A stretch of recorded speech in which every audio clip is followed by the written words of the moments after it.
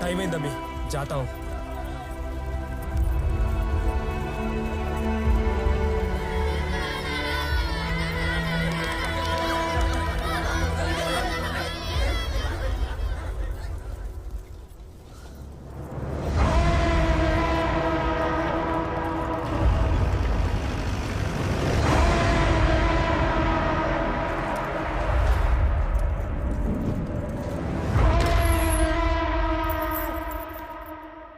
బంగారం ఉన్న మట్టిని ఎక్స్ట్రాక్షన్ కి వార్కాకు పంపుతున్నాడు.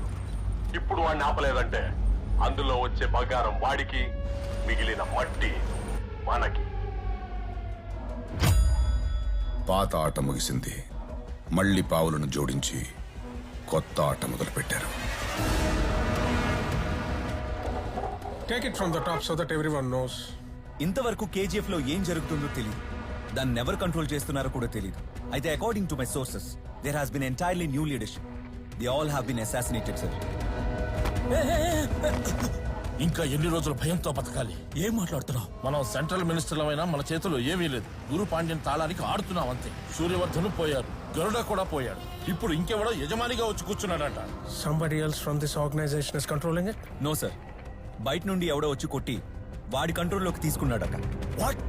మనం పగల కొట్టాలనుకున్న బండ ఎంత గట్టిగా ఉందని తల పగల కొట్టుకున్నాం. How is this even possible? కానీ దాన్ని కొట్టిన సుత్తి ఇంకెంత గట్టిగా ఉందని ఇప్పుడు తెలుస్తుంది. ఎంత బలమైన వ్యక్తుల మధ్య ఇంకొకడా? ఏ బక్రే, శెట్టి భాయ్, కేజీఎఫ్ కి కొత్త బాస్ వచ్చాడు. కౌన్? వాడికి చిన్నప్పటి నుంచి నీ కుర్చీ మీద కన్నుంది. ఈసారి వస్తాడు, నీ కుర్చీలో కూర్చుంటాడు. వాడిప్పుడు నీకు బాసు, నాకు బాసు. కేజీఎఫ్ వల్ల పడ్డ నరకం చాలు, ఇంతటితో ఆపేద్దాం. ఎలా? ఈ గురు పాండ్యన్ వాళ్ళ ప్రభుత్వం పడిపోతే ఆవిడొస్తుంది కదా,